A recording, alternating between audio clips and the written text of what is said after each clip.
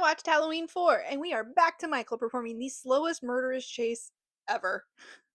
This one brings us back to the continuity of movies 1 and 2. Michael didn't die in a fireball, he was just in a coma, which feels like cheating. After 10 years, he wakes up and immediately goes back to killing. And I am once again asking, this guy's not human, right? Right, guys? Right? Laurie Strode is dead now, which is a bold choice for the writers, and her daughter Jamie is the new target of generational trauma. Jamie gets adopted into a new family where her older sister Rachel starts off as an absolute bitch to her. Your parents died a year ago, kid. Get over it. Anyway, she gets character development later, so it's fine. Unlike her boyfriend, who is human garbage. Ugh, Brady.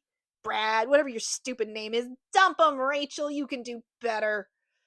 So Michael wakes up from his torpor after overhearing EMTs talk about Jamie in the ambulance, which somehow activates him like the Manchurian candidate, and he just locks onto Jamie like a heat-seeking missile. And this movie still refuses to openly admit that this man is some kind of immortal murder entity, and I get it. The ambiguity is part of the horror, but my brain does not work that way. So I just spend the whole movie going, "But why? Why? Why?" Meanwhile, Loomis is also still alive, burned, and still giving Shakespearean monologues like he's auditioning for a haunted theater production. He has about 5 minutes to convince the new sheriff in town that Michael Myers is real and dangerous, and it's basically just clap your hands if you believe in Michael Myers. Every time a sheriff dismisses him, somewhere a schoolgirl gets stabbed.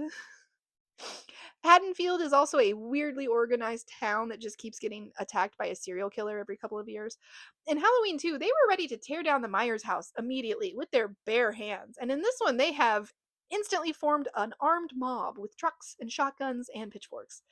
The movie can't decide how to frame them, though. Sometimes they're rural good old boys, even though Haddonfield is clearly a developed suburban town. Other times they're the only people doing anything useful.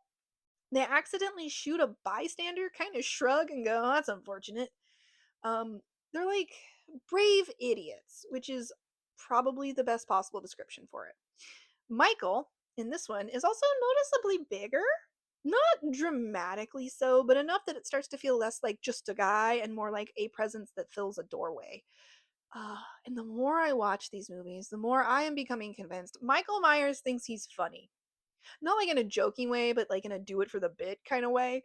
He stages bodies, he lingers where people can see him, he fucks with his victims before killing them, he puts on a ghost costume in the first movie for no practical reason. He's basically the worst possible version of what happens if I do this. Brady gets taken out in a scene that feels like it inspired the Austin Powers steamroller gag. Michael's just slowly walking towards him for way too long while Brady has time to reconsider every life choice he has ever made. Also, why doesn't Michael use guns properly? He can steal cars and do mechanical work, but he can't operate a trigger. He does use a gun once in this movie, but he does it wrong. Loomis eventually finds Jamie in the creepiest possible way. Even knowing he's the hero, he's still giving off "have a seat, Dr. Loomis" energy. Chris Hansen is watching him very closely. Loomis then gets thrown through a window, which feels anticlimactic considering he was blown up in the last movie, but he keeps going anyways, because of course he does. Jamie is genuinely adorable, but she is played like a 40-year-old accountant trapped in a child's body, constantly processing existential dread in real time. The mob shows up again and actually kind of helps.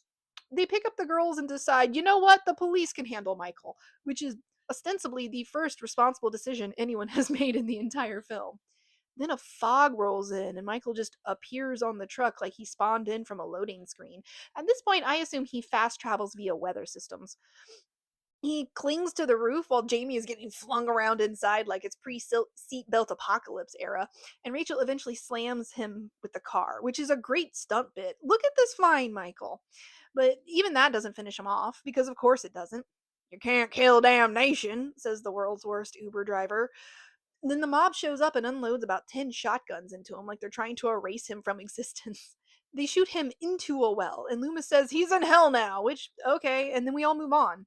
And then Jamie snaps and kills her adoptive mother using the same POV framing as the original movie, wearing the clown costume, completing the most obvious visual callback in existence. Loomis fully breaks, which, fair. Uh, so the gore in this one is pretty tame. It's more about aftermath than spectacle, which is funny because Michael clearly seems to prefer the aftermath anyways. Many kills happen off screen, but the results look like abstract modern art. Do I like it? It's fine. The refusal to clarify anything is mildly annoying, but I get that that's the vibe and it's a me problem, not a movie problem. It's a pretty standard entry in the early series, but we still got time for it to get weird.